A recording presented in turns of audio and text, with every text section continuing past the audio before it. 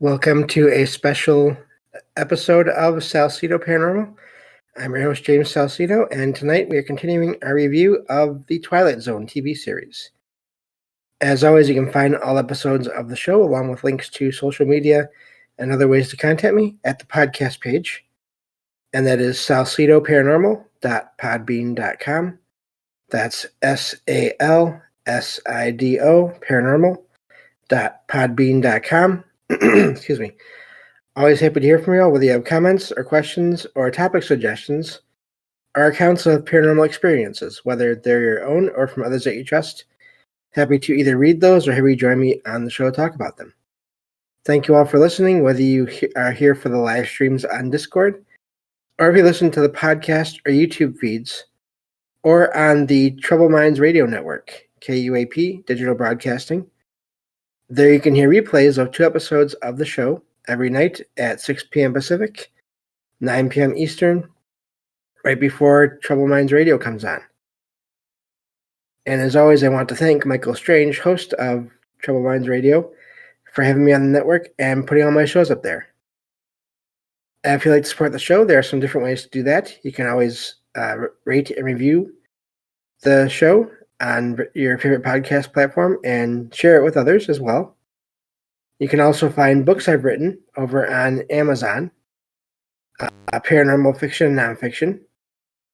Or you can sign up for the Patreon page, where whenever possible you will get 2 extra episodes of the show every week of true paranormal stories from the web. Or you can just make one-time donations through PayPal. Support is never expected, but always appreciated, as there are expenses in making these shows, from equipment to research materials to travel expenses in some cases. And I think that takes care of all of that, so we can get into the material here. This has been a lot of fun reviewing this TV series. It's been, some of the episodes has been sort of challenging to find things I could talk about as they relate to the paranormal. And so I've kind of been, it's been hard, but it's also been fun trying to find those connections in some of those episodes where that maybe they're not as apparent. And so yeah, hopefully y'all are enjoying this series. I am sorry for having 2 weeks straight of these shows.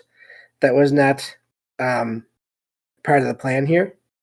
But it is how things worked out due to technical difficulties at times. And I guess you could say all technical difficulties, whether it was with the machines or the software or with my, as happens sometimes, with my own eyes. So yeah, thank you all for sticking with this show as I do basically 2 weeks as they'll show up on the feeds, 2 weeks of shows of all on one topic. Hopefully, we'll be getting back to the usual shows after this week's run of shows are done. So, but anyway, going to the material here. Let me find my summaries that I found online. So, this next episode I'm going to review is episode 13 of the first season of the Twilight Zone. And this is about a man. His name is Arch Hammer, which is odd, kind of sort of odd name. He's a con man, and when he has a unique ability that the show never really explains how or why he has this ability, but he can change his face to look like anyone he chooses. And so he walks into a nightclub, and he impersonates a trumpet player, musician named Johnny Foster, and he does this and approaches and talks to Foster's girlfriend, who is still grieving for Foster's death. And he gets close to her, and they start talking, and she thinks it's actually Foster, when it's actually this man with this ability to change shape. So And there's no real reason.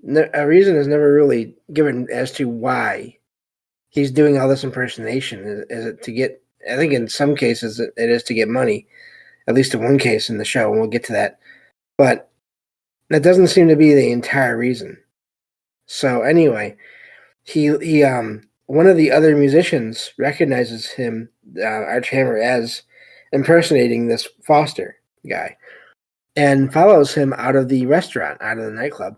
And of course, by the time this other musician gets outside, the guy that he thought was his former deceased friend is not there, and it's someone else. It's a random person that he doesn't recognize, and it is the same person. It is the same.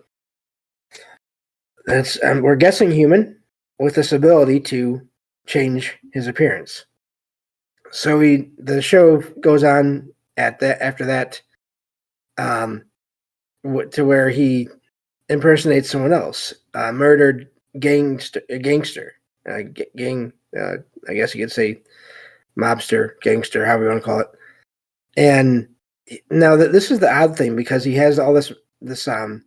He seems to have knowledge. Whoever this guy is, Arch Hammer, as he's called in the show, seems to have knowledge of the ways that the people died. But more than that, well, you'll see here. He pays a visit to a what appears to be some kind of a crime boss, Mr. Pinnell, and demanding his cut of the money that he was supposed to receive from this job that they did, that he never did receive. Instead, Arch Hammer is impersonating the guy that was murdered instead. And and of course, Pinnell is the one that ordered this other criminal to be killed. So Arch Hammer gets the money that was supposed to be belong to this other gangster, and really he takes all the money that was from the job, not just what was going to be the deceased criminal's cut. And this mob boss sends men after Hammer and chases him into an alley. And so Hammer sees a poster of a boxer, a fighter, and his first name is Andy. And while hiding, changes his face to appear to be that of the fighter. And of course, the mobster's men are tricked. They think it's someone else. They think they've lost their target. So he runs into Arch Hammer. At that point, he's leaving the scene. He runs into Andy's father at a street newsstand, who thinks that Hammer is his deceased son, or at least his missing son. And he accuses Arch Hammer of doing these terrible things that apparently his son had actually done. And so, of course, Hammer doesn't know what this guy is talking about, and leaves the area, pushes this guy away, and leaves, and goes back to his hotel room that he has reserved. And while he's in there, the police show up, and he has to sort of figure a way out of that. And he does, again, by changing his face to look like someone else again. This time doing that while he's in the revolving door of the hotel. And he tricks this police officer into letting him go. Well, at this point, the boxer's father is standing on the street and watching all of this. And he realizes that this guy is the same one that he had seen that had attacked him. And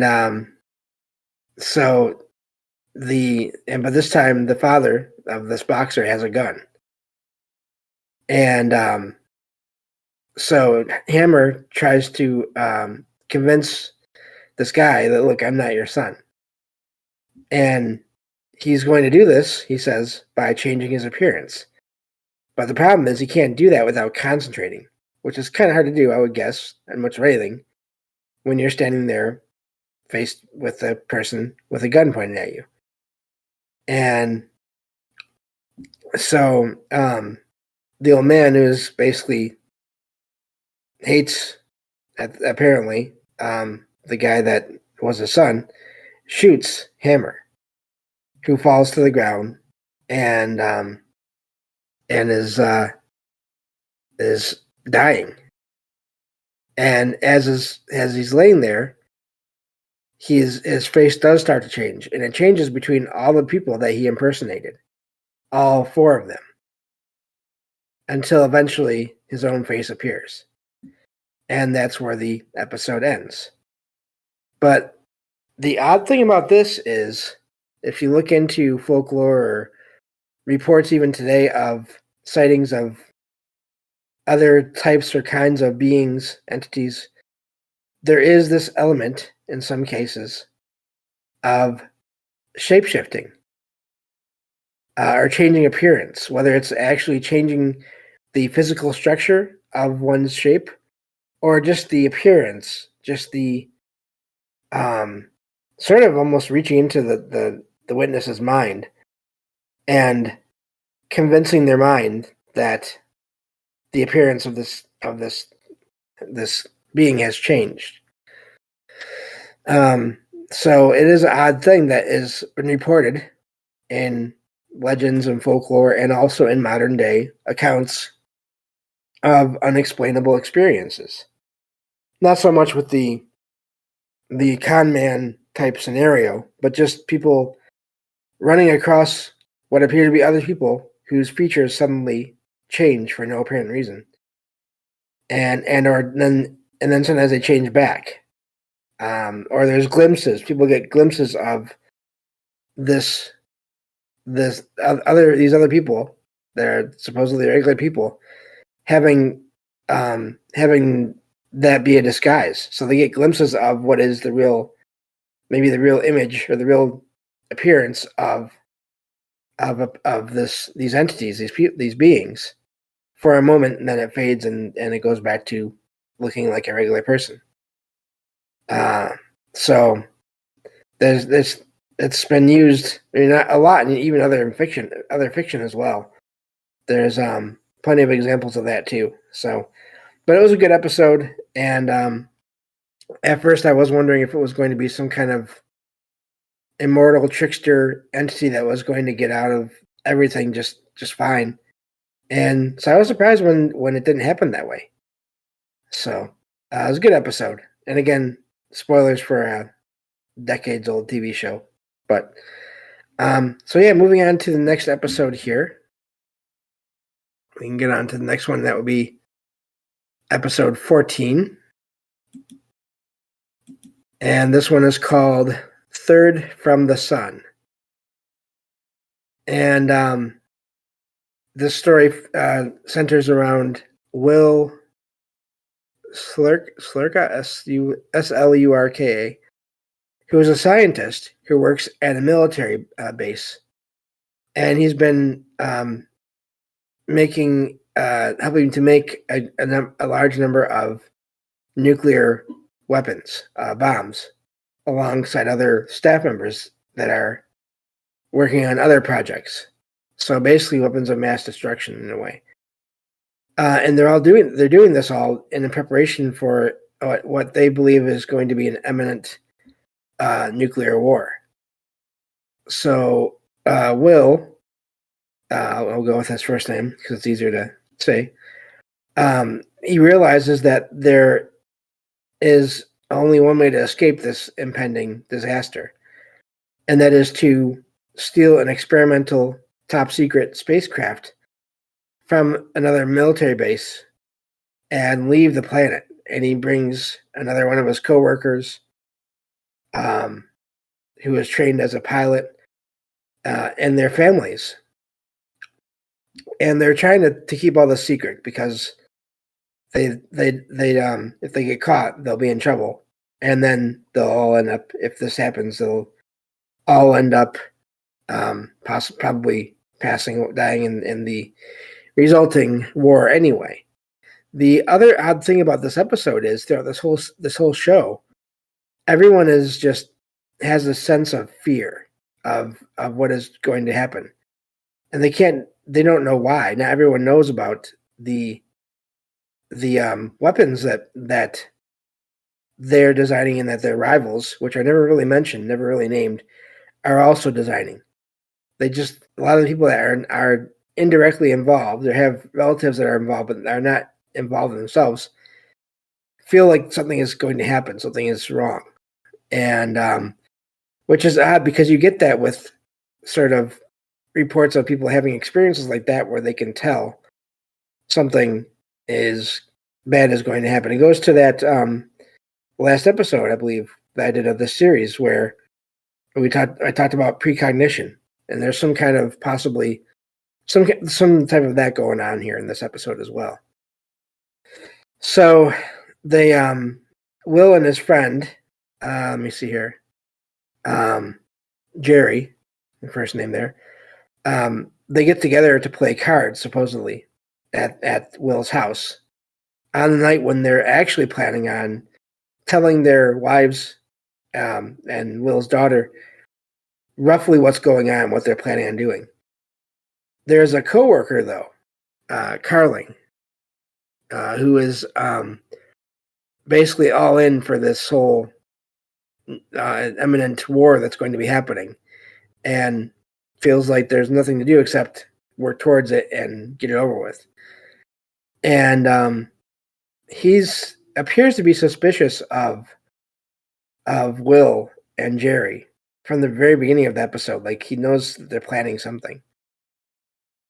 So, and he goes to visit the house, Will's house, on the night when Will and Jerry are supposed to go and escape.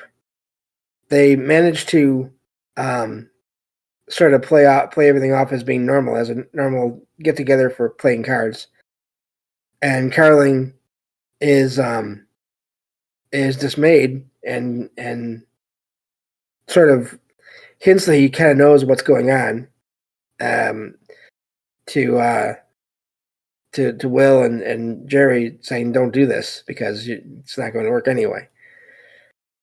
And so what is his name now? This other guy leaves. Carling leaves, and once they're all sure he's gone, Will and this group of people leaves as well, deciding to go and try to get to the shuttle earlier than planned on. And so they get to the base, and of course they encounter Carling, who tries to stop them, but they're able to knock him out and get into the military base and get in the shuttle and leave. And of course they have to fight off a couple of other guards in the process, not with weapons. They just sort of hand-to-hand, fists, kicks, that kind of thing, to get into the ship and to get it going. And then it does take off. At first, they weren't even totally sure that was going to work. But they take off, and they go into space, which that is all that they've told their families, is that they're going off of the planet that they're on. So, and there's lawn equipment going on behind my place right now, so hopefully it doesn't come through too much. That's the downside of doing these shows in daytime, which I've been doing lately more than usual. But anyway, so they get into the ship, and it takes off, and they're in space and heading away from their planet, which you would think would be Earth.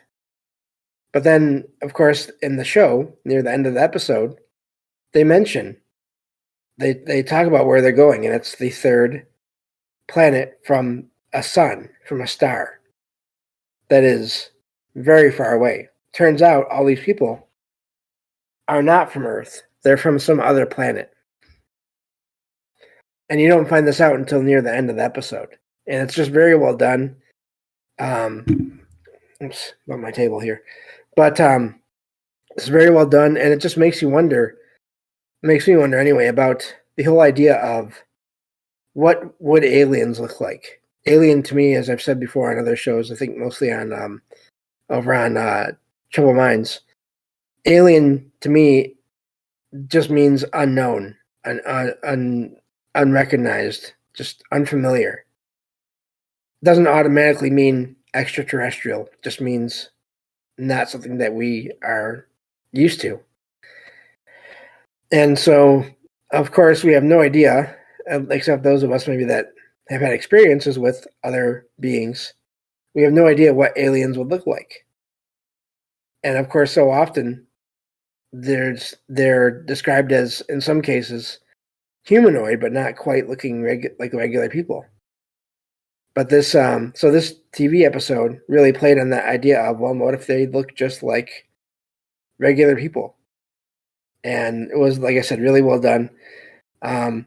So yeah, that's the episode, and it was just they kept the everything going and kept you guessing what was going on for sure to the very end. And of course you watch this thinking, well, they must be talking about Earth, but then it's odd because, again, like I said, they never mention that they're working for the United States of America, or that they're worried about any other countries like the Cold War time era, like Soviet Union or any of that kind of stuff. They just mention us and them, as in the two sides that are making doomsday weapons, basically. And so, but I still, even with watching that, I still didn't think of it as being anything other than just them being on Earth until it got to the very end of the episode. So it was well done. It just got me thinking about this whole idea of, how do we know that there can't be other beings out there that have the appearance of, or maybe even are, very similar to or identical to humans here on Earth? And until we sort of encounter them, it could be that there is or there isn't. There's really no way to know. So, good episode. Again, this whole series has been a lot of fun to watch.